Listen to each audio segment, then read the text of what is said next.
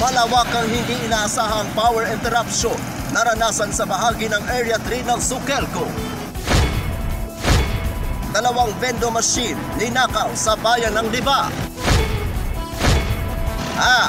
Bayan ng President Quirino nanguna sa Subsurgent Regional Vaccine Champion 2023. Yan ang ulo ng mga balita sa pagbabalik ng Sultan Kudarat Headliners.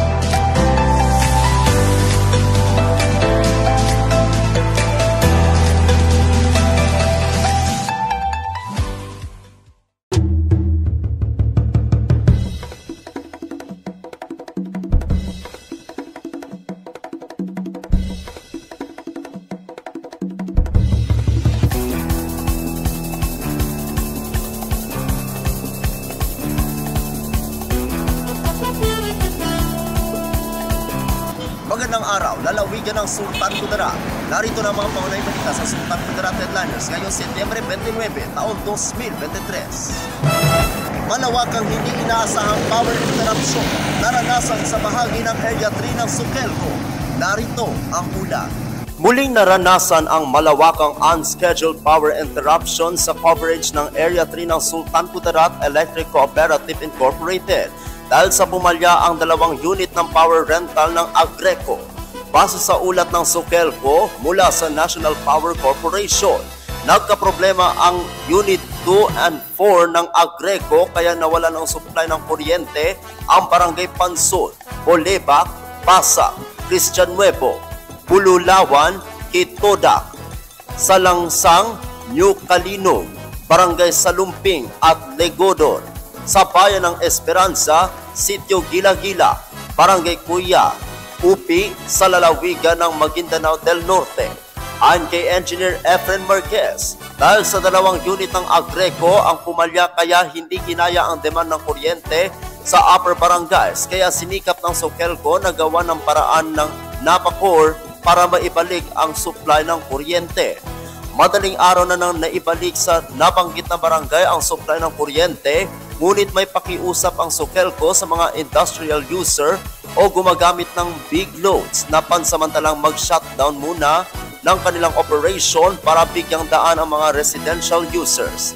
Ako ang inyong kaibigang Apolinario 30 Valencia para sa Sultan Kudarat Headliners.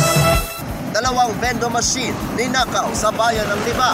Narito ang ulat.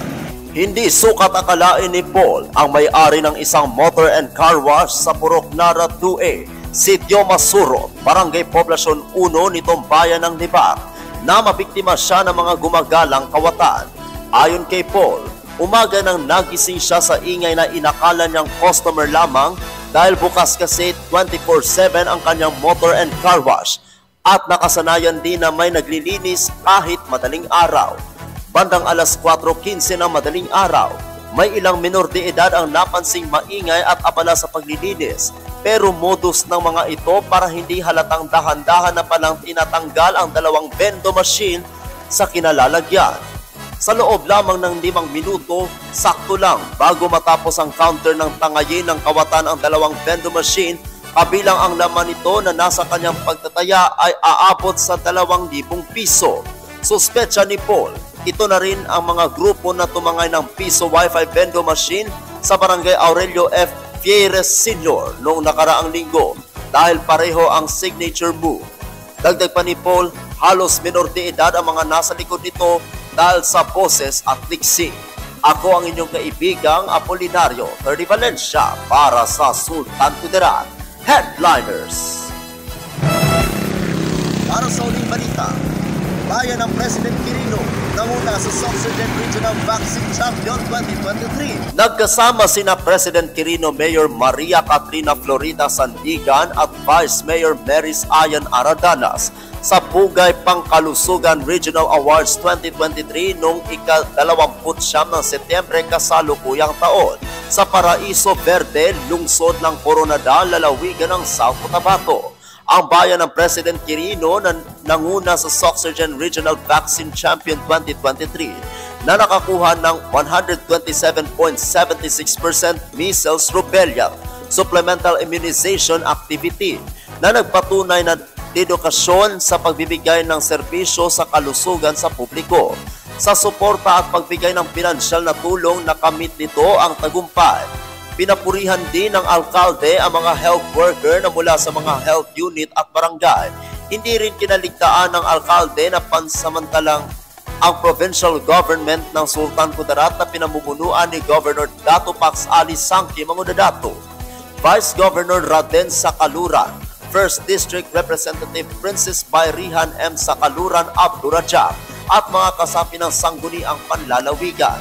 Kinilala din ng alkalde ang konseho na pinamunuan ni Vice Mayor Maris Ayan Aradanas at si Municipal Councilor Mark Kabakungan na siya ang chairperson ng pangkalusugan sa kanilang kontribusyon sa matagumpay na kalingang pangkalusugan.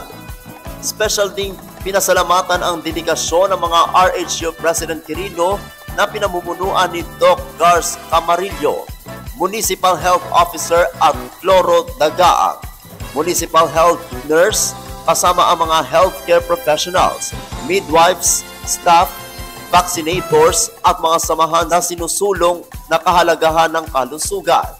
Kasama din na pinasalamat ang World Health Organization, Western Pacific Region, pati na ang WHO, DOH, PHO at mga validator na gumabay para masigurado ang tagumpay ng pagbabakuna. At panghuli sa mga magulang at tagabantay na nagpaunlak na bakunahan ang kanilang mga bata para sa pampublikong pangkalusugan at kaligtasan. Ang tema sa pagdiriwang ay Sulong Kalusugan, UHC, sama-samang makamtan. Ang parangal na ito ay ibinigay sa mga healthcare na nasa Sorsogon Region. Ako ang inyong kaibigang Apolinario 30 Valencia para sa Sultan Kudarat Headliners.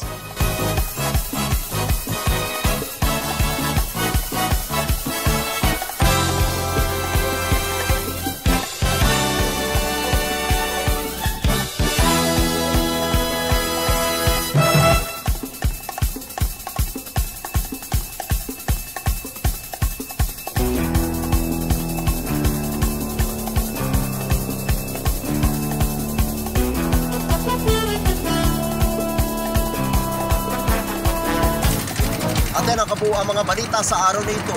Mga balitang kailangan niyo malaman. Balitang walang kinakampihan. Mga balitang totoo. Mga balitang may dalang aral at inspirasyon. Ito ang Sultan Kudarat Headliners. Hanggang bukas, maraming salamat at magandang araw, kaibigan.